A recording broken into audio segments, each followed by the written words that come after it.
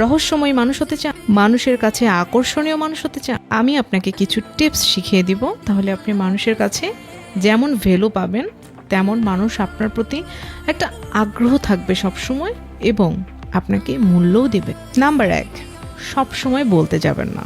চুপ থেকে মুচকে হাসি দিয়েও অনেক কথার উত্তর দেওয়া যায়। নাম্বার 2, আপনার যে পরিকল্পনাটা রয়েছে আপনার ফিউচার নিয়ে, সেটা কারোর সাথে শেয়ার করবেন না, বরং সেটার কাজটা পুরোটা কমপ্লিট করে সেটার ফলাফল আপনি মানুষকে দেখাবেন। নাম্বার 3, মানুষের সামনে শান্তভাবে বই পড়ার অভ্যাস গড়ে তুলুন।